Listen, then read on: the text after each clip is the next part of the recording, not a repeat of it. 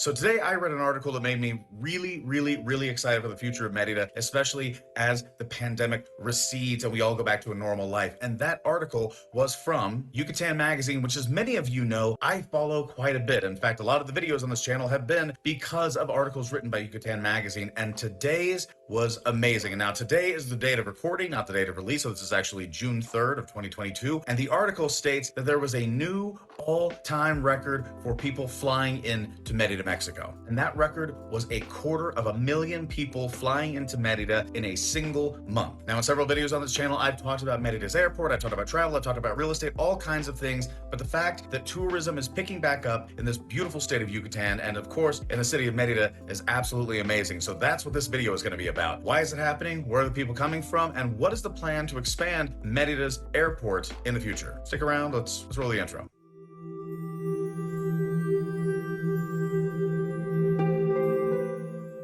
So many of you will probably recognize the fact that my background looks very different if you are a returning subscriber or a returning viewer. Which, by the way, if you do enjoy content like this, which is about Merida, Mexico, travel and real estate in general, especially international real estate, please feel free to hit the like button, subscribe to the channel, and hit that little notification bell. That's going to let you know anytime that I go live or one of these videos premieres, and I'm always at the premiere. So that's that. And everything else is kind of in the links below. So if you want to follow me on Instagram, stuff like that, links in the description below. Normally you can find me at Alexander from KC, like Kansas City. So at Alexander from KC. So I'm a tourist this week in this beautiful resort in Denver. Why not make a video about being a tourist there in Merida, Mexico?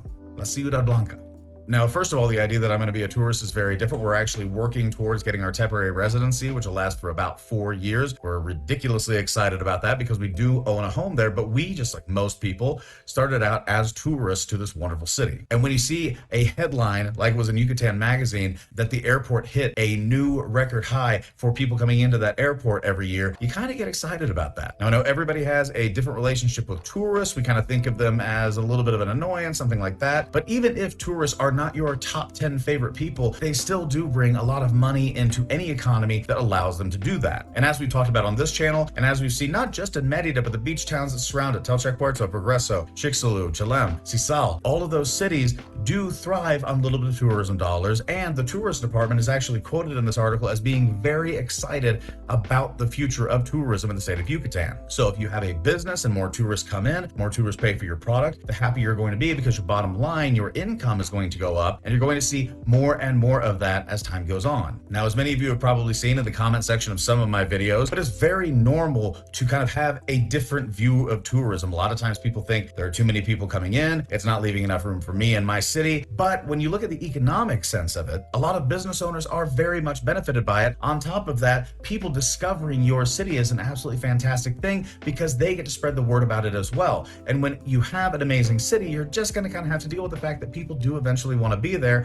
whether they discovered it 100 years ago, 1,000 years ago, or 10 minutes ago. And let's face it, tourism is fantastic for the soul. And I say that all the time, and I always quote this Mark Twain quote, and I never have it memorized because I'm lazy apparently. So I'm just going to read it off of this, but it's something that I 100% believe in and has been absolutely proven true. Even in my ventures, I never ventured outside the United States, and then all of a sudden I started traveling and a lot of things started to make sense. So real quick, I'm just going to quote this, but it's over here on my computer, so apologies if I look over there for a second. But here it is. Travel is fatal to prejudice, bigotry, and narrow-mindedness, and many of our people need it sorely. On these accounts, broad, wholesome, charitable views of men and things cannot be acquired by vegetating in one little corner of the earth all one's lifetime. This is something that I talk to a lot of people about, and they say, well, I'm comfortable where I am. It's like, get uncomfortable. That's the best part. But when I see this fantastic news about Merida actually having a record-breaking month and more tourists are actually coming in, this isn't just tourism, by the way. I'm not so blind to think that every single person that's flying on these planes are tourists. No, this is family traveling back and forth. These are business people traveling back and forth. There are people that are going all over the place. And this is not, by the way, just tourism from the United States, from Canada, from Europe, and other parts of the world. This is a lot of people that live in other parts of Mexico that are coming to Merida as well. As many of you know, have been a part of the channel for quite some time, Merida has kind of gone from a expat heavy investment center to very much a multifaceted investment center with not just people internationally looking to invest there, but a significant portion of the homes being purchased for renovation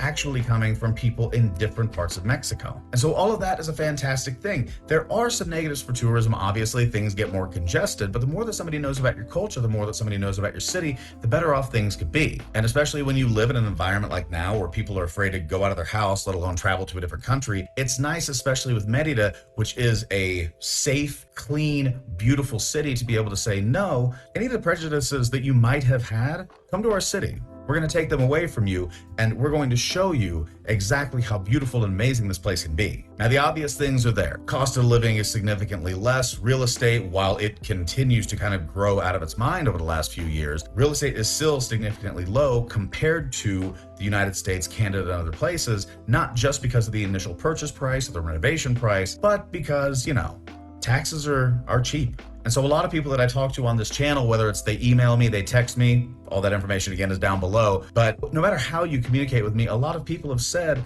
how much are taxes? What's this bill? What's this bill? And when they hear the price, it's so low that moving there actually ends up making sense. So a lot of the tourists that end up going there to just check out the city to see if they like it or not, if it's too hot for them, they move, they go try to find something else. But if they enjoy it, a lot of times they will try to convert to somebody who owns a home down there, whether it's full-time, part-time, snowbird, whatever it might be. They end up falling in love with the city and they want to invest in it. So with regard to that, tourism dollars don't just equal dollars that are spent and then somebody leaves. Tourism dollars can very much equate to taxes being paid, workers working, a lot of different companies benefiting from the work that somebody who lives down there now and has the ability to build a new home, buy a new car, all of those businesses function as well. So tourism dollars can lead to permanent dollars coming into the economy. And again, I know that the other argument is too many people are coming in, we're doing this, we're not doing this is a bad thing. I understand. My thought process has always been to when you get into a situation like this where there is a positive,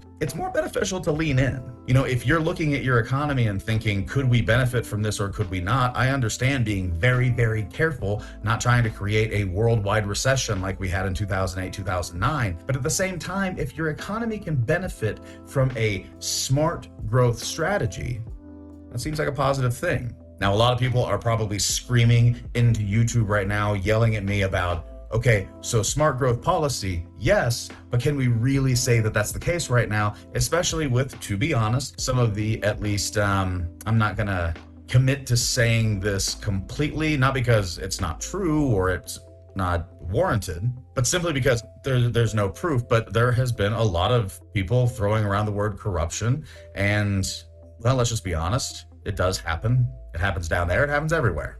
And it's one of those things you kind of have to just go, okay, well, I can't help that. Or if I can, let's do something about it. But if I can't help that, how do I work around it? And in my mind, the way to work around this is to make sure you do the right thing for you, number one, and also never be the person that you're looking at and thinking negatively about. If you think that person is corrupt, that they're doing bad things, don't become a corrupt person. Stick to your own goals, stick to your own will, and do the right thing. But where this mainly benefits is investment in the economy. So restaurants are popping up. There are all kinds of new hotels and Airbnbs. There are tons of restaurants that are popping up. You can see a new restaurant almost every day, it feels like. And it's not just for the Merida economy, it's for the northern side as well. Real estate's going up, and I know there are a lot of opinions, and I've tackled this on other videos, where people are looking at this and saying things are growing too fast and they're not maintaining the infrastructure and they're not making the infrastructure better, and we absolutely need that. Here's the thing. You and I are on the exact same side on that. I completely agree that that needs to be number one. In order to have a fantastic house, you have to start with a solid foundation. Again, this is kind of where the corruption word comes out, but a lot of times when you're seeing growth happen, you want growth to continue. But I do think that tourism, without question, is a fantastic indicator for all parties. If this is a place that you have loved because tourism wasn't a popular thing, well, that might be the time to thinking about doing something else. If tourists are people that you don't like seeing come into the city and you're an expat and that was something that you really enjoyed about the city, well, consider moving on. But if you're somebody that sees that tourists are coming in, this is a very good indication of what is going to be there in the future. When you have an influx of tourists, that means that you have an influx of the number of people that want to see this city, which means an increase in the amount of people that are more likely to move there. So this indicator of more and more and more people coming into the city, in my opinion, is a positive thing. And hopefully that means that the politicians do the right thing with infrastructure. Hopefully that means that the people who don't want to be there can find another place. And hopefully that means that there's a good plan in mind. Because I think that a lot of the new infrastructure that has been built, especially in the northern side of Merida, El Norte, it benefits from tourism. Now, again, I've talked about the airport and what that could mean for everything, and that's a whole nother video. And actually, I'll put that right here. But there are all kinds of things that you can talk about, you can deal with, you can discuss, you can be mad at, happy with, and all that. But the fact of the matter is, with numbers like this, with people coming out of the pandemic wanting to travel more than ever, you're going to see an increase in tourism. And in Merida, Mexico, a place that so many people talk about, that talks about itself as the safest city in Mexico, and the entire state of Yucatan being a beautiful region with all kinds of tourist attractions between the ruins and museums and the beach and the city and everything else, you're going to see an influx. People want to get out of their house now, and they've chosen wisely if they choose this city. So that's my thought. Tourism's a good thing. And if you don't think it's a good thing, at least it's an indicator for you to see exactly what is happening. All of the people, like I said earlier, are not coming into Merida on these planes. The increase in the airport is not just because of tourism. It is because people are now able to travel. They want to go somewhere. They want to see their families again. And the world has become safer and safer and safer as the days and weeks and months go on. So that's a huge part of it. It's safe now. People feel like they're willing and able to travel. They can go see their friends, family, and otherwise. But a not insignificant piece of this is tourism.